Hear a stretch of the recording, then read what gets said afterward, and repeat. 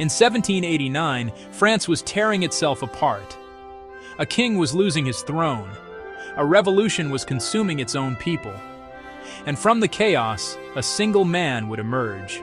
Not from the royal courts of Paris, but from a small Mediterranean island most people had never heard of.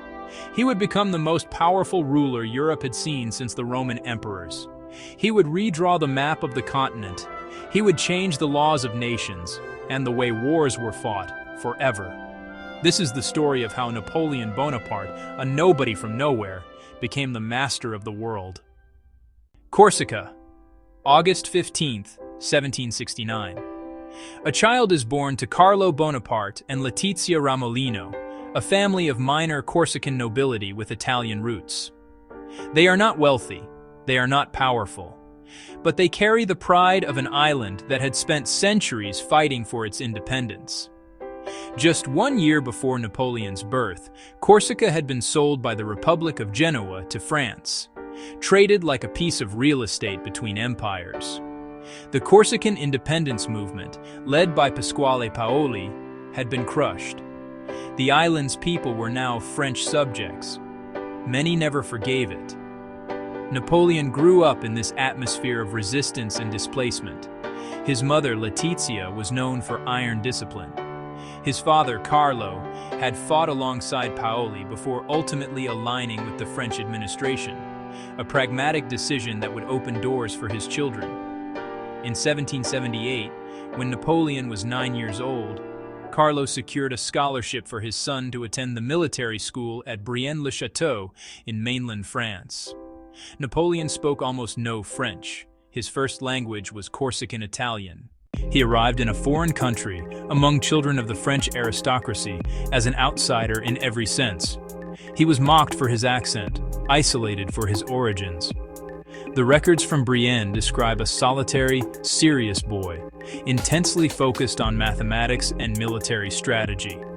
Those 6 years of isolation forged something, not bitterness, but a cold, calculating ambition. In 1784, Napoleon transferred to the elite École Militaire in Paris, France's most prestigious military academy. He completed the standard 2-year program in a single year. At 16, he graduated as a second lieutenant in the artillery, one of the most technical branches of the army. His examiners noted his exceptional skill in mathematics. One inspector wrote, "He will go far if circumstances allow." Circumstances were about to provide him more opportunity than anyone could have imagined. 1789, France explodes. The Bastille falls. The monarchy crumbles. The old aristocratic order, the world that controlled France's military promotions, its courts, its wealth, is swept away. For the established officer class, this is catastrophe. For a young outsider with talent and no connections, it is the opening of a door. Napoleon watches the revolution with fascination. He is stationed in provincial towns, Valence, Auxonne, but he reads everything: political pamphlets, the writings of Rousseau, the strategies of Frederick the Great of Prussia. He writes essays on politics. He corresponds with Corsican nationalists, briefly dreaming of leading a Corsican uprising. That dream fails. His family is eventually forced to flee Corsica after a confrontation with Paoli, now returned from exile and siding with Britain. The Bonapartes arrive in France as refugees with almost nothing. The revolution has no use for sentiment, but it desperately needs military talent. France is at war, surrounded by monarchies alarmed by the revolution. Britain, Austria, Prussia, Spain, the great powers of Europe form coalitions determined to crush the French Republic before its ideas can spread. The French army is in chaos. Its aristocratic officer class has largely fled the country. The revolution needs commanders who can fight and win. Napoleon gets his first major opportunity in 1793, the Siege of Toulon. The city of Toulon, a vital Mediterranean port, has rebelled against the Republic and invited British and Spanish forces in. The Republican siege is going nowhere. A young artillery officer, recommended by a political contact, arrives to take command of the guns. Napoleon reorganizes the artillery positions with surgical precision. He identifies a hill overlooking the harbor, Fort Les Guillettes, that if taken would force the British fleet to withdraw. His superiors are skeptical. He is insistent. The assault succeeds. The British fleet withdraws. Toulon falls. The siege that had dragged on for months is resolved in days. Napoleon Bonaparte is 24 years old. He is promoted to brigadier general. The Jacobin political leadership in Paris takes note. One of them, Augustin Robespierre, brother of the revolution's most feared figure, writes to the Committee of Public Safety, "I recommend to you the citizen Bonaparte, a general of transcendent merit." But the Jacobins fall. Robespierre is guillotined in 1794. Napoleon is briefly arrested, suspected of Jacobin sympathies. He is released for lack of evidence.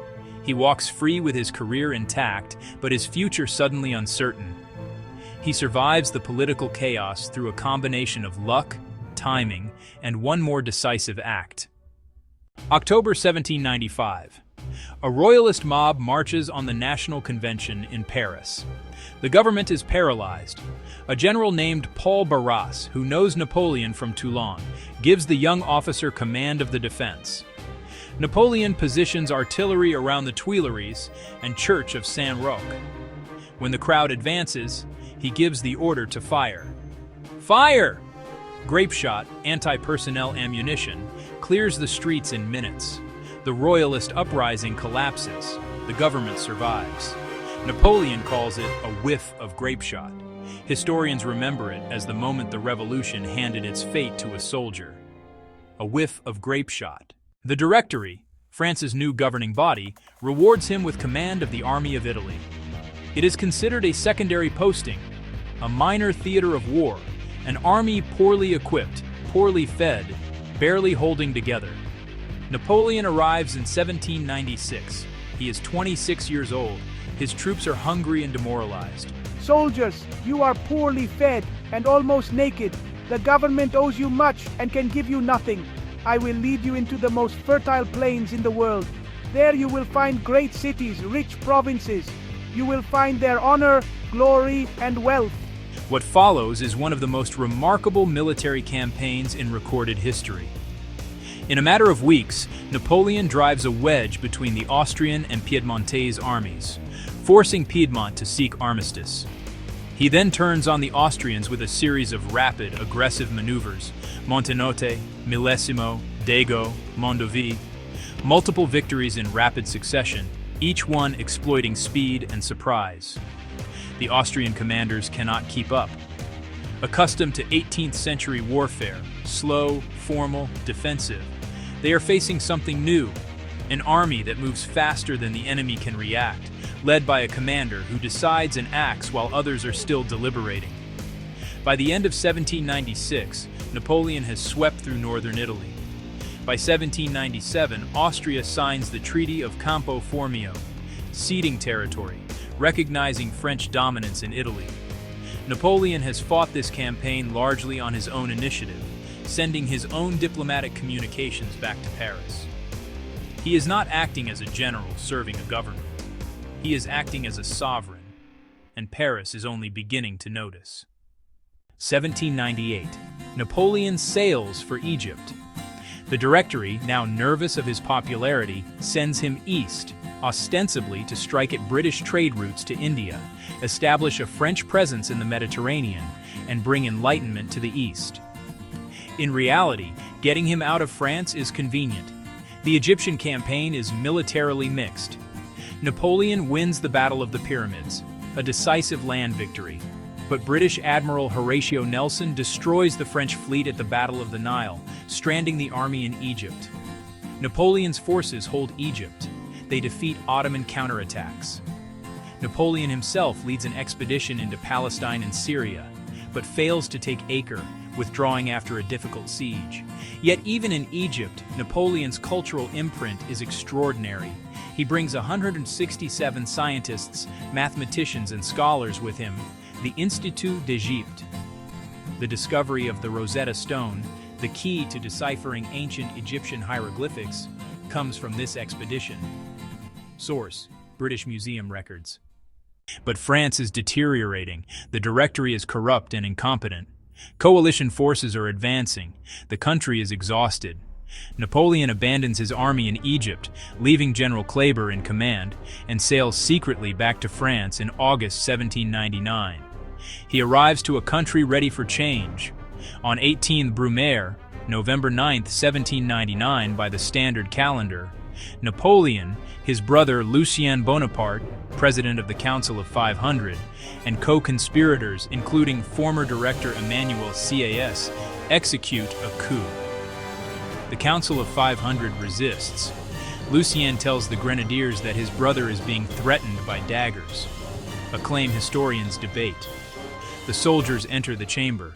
The legislators scatter. Within hours, the Directory is dissolved. A new government, the Consulate, is declared. 3 consuls will govern France. Napoleon is First Consul. France has a new ruler. He is 30 years old. The Consulate is not enough.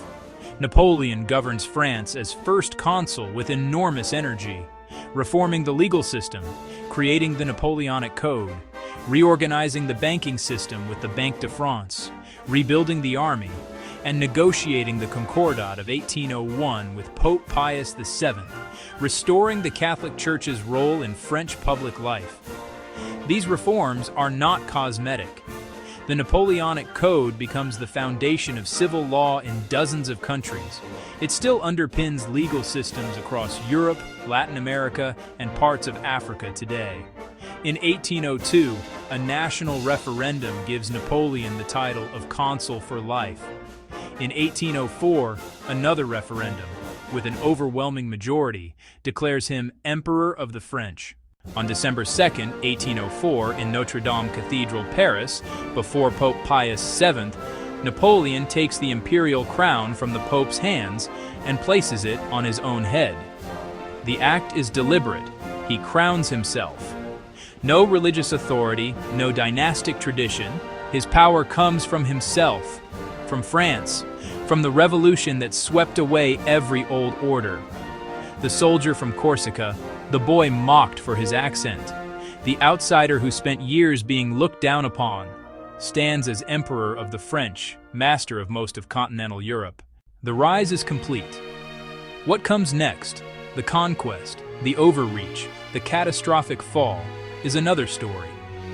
Napoleon Bonaparte's rise is not simply a story of military genius. It is a story of timing, the collapse of one world creating the conditions for another.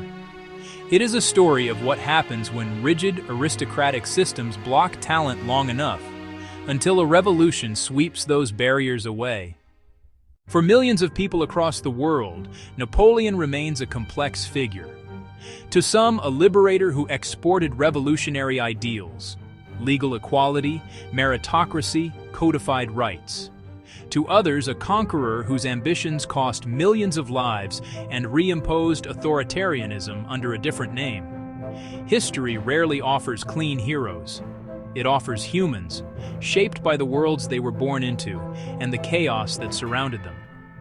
Napoleon was both product and maker of his age, and the age has not forgotten him.